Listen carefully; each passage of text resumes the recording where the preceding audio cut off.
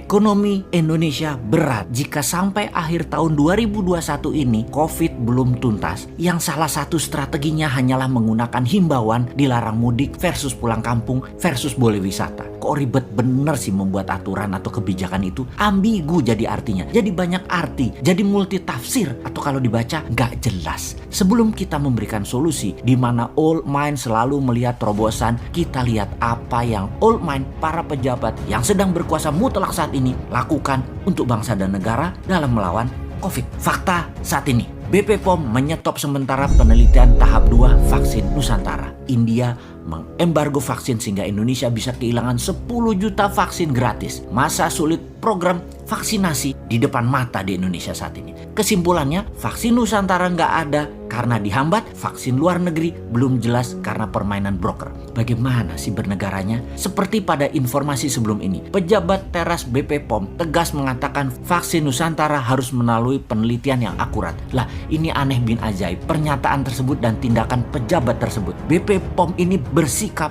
double standar. Kenapa double standar? Sementara vaksin asing dibiarkan masuk bahkan langsung uji klinis tahap 3 hanya berdasarkan surat WHO, sedangkan vaksin Nusantara dihambat proses pengembangannya. Inilah simbol globalis berkuasa, globalis anti tindakan patriotisme kaum nasionalis. Jadi BP POM dimainkan agar memenangkan globalis untuk mematikan produk nasional. Saat ini nasionalis kalah oleh globalis dalam urusan vaksin karena pejabatnya old mind, anti nasionalis dan pro globalis. Aslinya vaksin Nusantara adalah kolaborasi antara Aivita Biomedical dengan penelitian Universitas Diponegoro dan Rumah Sakit Karyadi, adalah proses transfer teknologi dendritic base vaksin. Alih-alih full support perjuangan anak bangsa, petinggi BP POM malah mencibir dan menuding peneliti Indonesia itu cuma nonton doang. Padahal mereka turut melakukan riset secara langsung. Vaksin Nusantara harus dihambat aja, itu otaknya BP POM.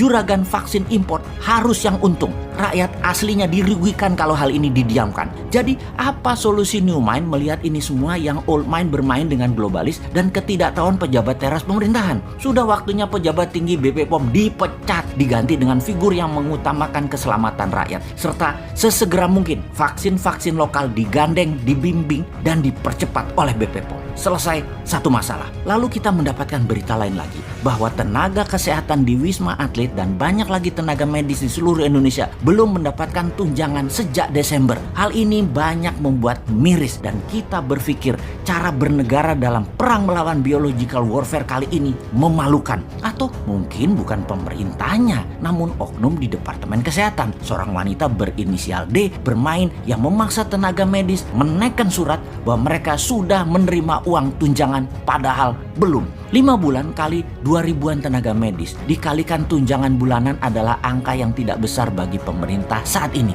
Juga kewajiban banyak ke rumah sakit yang belum dibayarkan juga banyak sekali jumlahnya. Rumah sakit yang belum dapat bayaran tersebut. Namun bagi pemerintah yang selalu telat atau belum membayar, sekali lagi dibandingkan dengan uang pemerintah yang jumlahnya 1.000 triliun, alokasi jumlah untuk kesehatan itu kecil. Harusnya bisa. COVID adalah perang. Itu pola pikir kaum new mind. Namun penanganan oleh pejabat pemerintah yang old mind pada saat ini, COVID hanya pandemi, hanya masalah kesehatan. Dalam pelajaran di Akademi Militer Modern, perang itu harus cepat, harus murah, dan tepat sasaran. Perang melawan COVID pun harusnya demikian. Cepat, murah, dan tepat sasaran. Cepat dan tepat sasaran adalah tenaga medis, pejuang terdepan perang melawan COVID. Kesejahteraannya diutamakan. Juga rumah sakit rujukan yang belum dibayarkan BPJS segera dibayarkan. Kalau tidak, ujung tombak ini tumpul dan perang melawan COVID tidak bisa selesai cepat dan tuntas. Nggak punya rupiah buat bayar tenaga medis. Cetak rupiah, underlay-nya